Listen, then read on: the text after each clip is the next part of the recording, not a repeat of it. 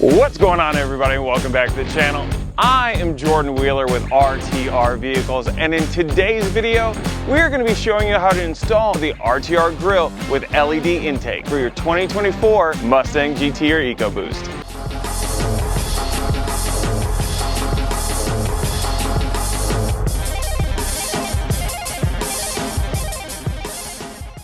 Inside your box you'll find your RTR Upper Grille, 2 LED lights, wiring harness, screws, block-off plate, edge clip zip ties, and standard zip ties.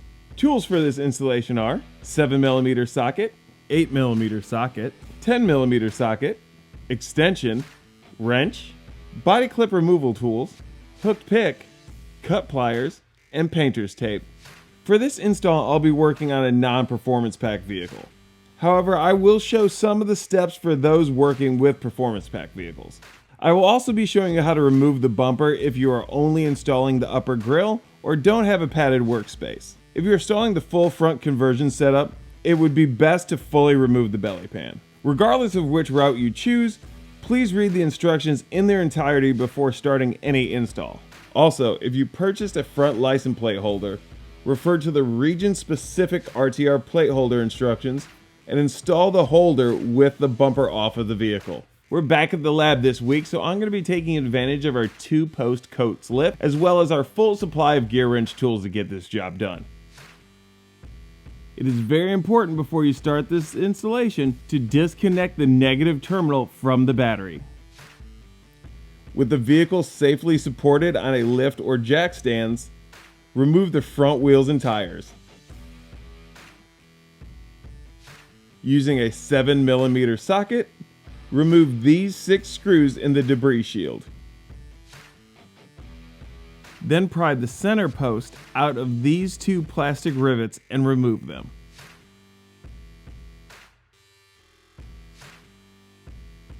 Remove the 4 large plastic rivets from both of the fender liners. And for performance pack cars, remove the 4 large plastic rivets from both the front fender liners, followed by removing these 2 small rivets in the brake cooling ducts. You can then remove the single plastic rivet in the cooling duct inlet to lower grille and remove them from the vehicle. With the fender liner pulled back, locate and disconnect the side marker lights inside the bumper cover.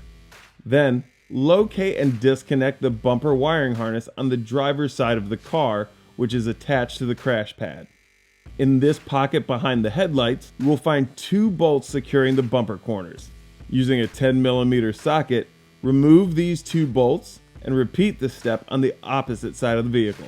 After applying a little painter's tape, using a panel clip removal tool or equivalent, pry the fir tree anchors out from the fenders.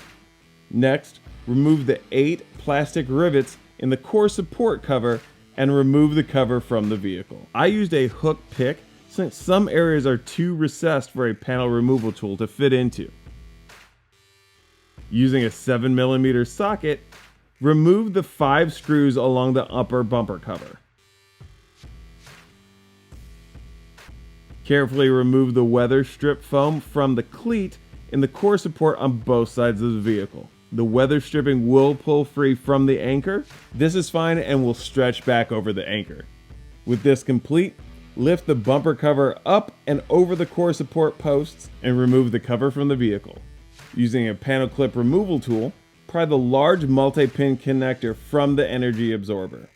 Using light pressure, pull the energy absorber from the bumper. Locate and disconnect the OEM grille lights on both sides of the grille. Using a panel clip removal tool, pry the light harness anchors out of both sides of the upper grille. Then, using a 7mm socket, remove the 2 screws securing the lights to the grille and remove the lights. These will not be reused in the RTR grille. Depress the locking tabs on the retainer clips and slide them towards the center of the grille to remove them. Pull back gently to remove the OEM grille from the bumper cover. Some removals may require the assistance of slip joint pliers to disengage the locking tabs.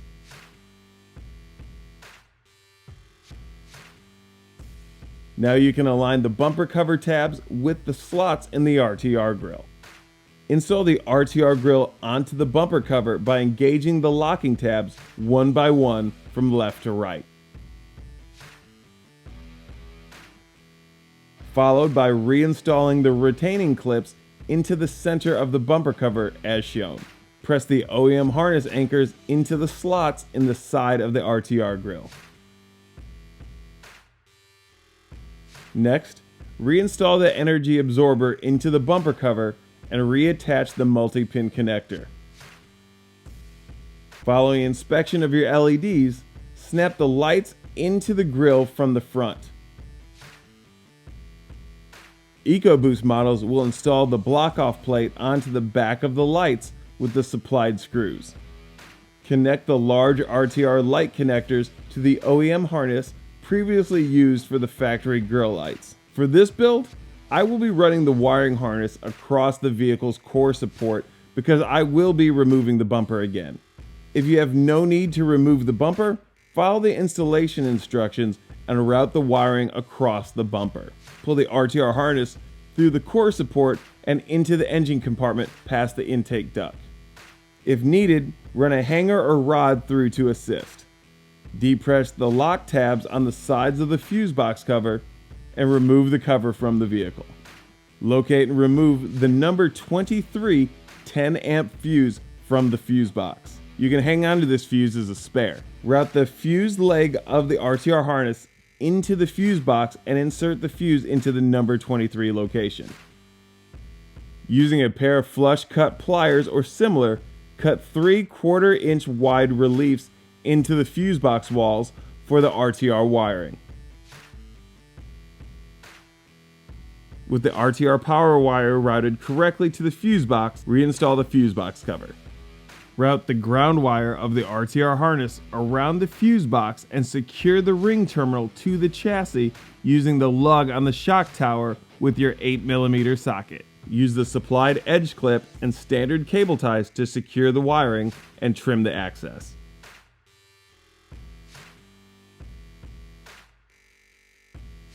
Now you can connect the RTR harness to the second set of connectors on the RTR lights for both driver and passenger. Lift the bumper cover up using the location pins on the core support. Then press the fir tree anchor and guide pins into the fender, making sure to align the bumper properly under the headlights. Perform a function test of the vehicle lighting. Verify proper illumination of the headlights, DRLs, RTR grille lights, and that the RTR lights flash amber when the turn signals are on.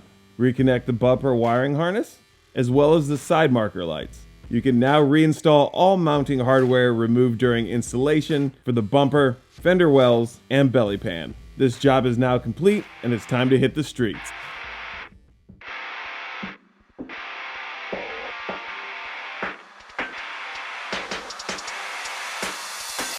Thank you so much for tuning in to today's video. If you like this product, you're sure to love all the other offerings that we have available on rtrvehicles.com. Make sure to go ahead and click that link down in the description below or scan the QR code that came with your product. That'll lead you to rtrvehicles.com where you can check out all the other stuff that we have available for S650, S550, S197, as well as Bronco, Bronco Sport, Ranger, F-150, Maverick, and Mach-E. And we're not only there to hook you up with stuff for your vehicle, we're there to hook you up for stuff for yourself. Go ahead and check out some of our merch available there on the website, and you know what?